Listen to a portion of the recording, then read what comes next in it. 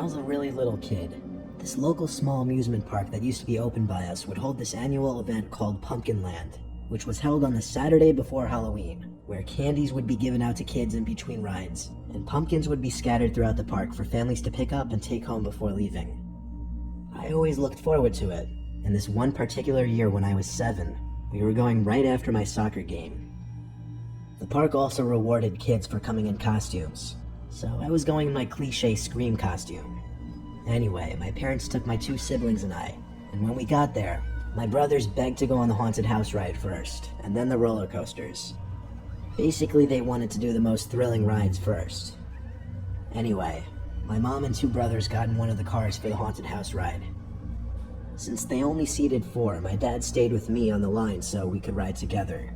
And I think as I started to get cold feet, I felt like I needed to use the bathroom. So we got off the line, and my dad led us to the bathroom. He went too, but I finished first, so I waited outside the bathroom. I waited for a while. I was kind of confused. Eventually I went back to the bathroom, and my dad wasn't in there. That's when I started to panic.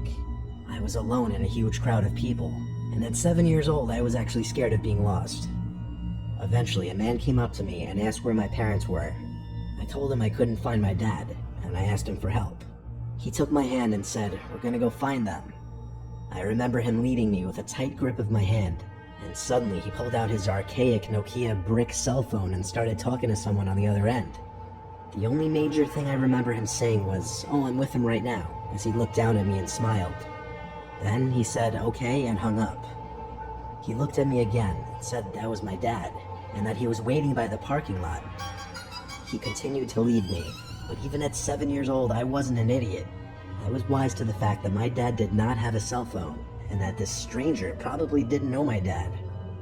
How would he even know who I was if I was under a Scream mask? As we were approaching the front gates of the park, I spotted a female employee and started saying "excuse me" over and over until I got her attention. Then I said, "I don't know him, please help." The man defended himself, saying he knew my dad and was trying to get me to him. But the employee took my side and asked me to come stand by her so she could use the loudspeaker to find my parents. The man didn't stay a second longer after that. He walked away quickly into the parking lot. The employee announced over the park intercoms that a child in a Scream costume was missing his parents and gave my name. Eventually my dad came running over, waving his hands. He was a nervous wreck. The employee told him of the potential predator and the possible attempted kidnapping, and that's when he lost it. When my mom came over, she was just as furious. My parents asked the manager to see the surveillance footage. Somehow at that time, the amusement park didn't have any surveillance cameras, according to the manager. Still, my parents thanked that employee for getting me away from that man, and we tried to have a normal day after that. I was too young to realize the severity of the potential situation I had just avoided. Obviously, remembering it as an adult is a lot more sickening to think about.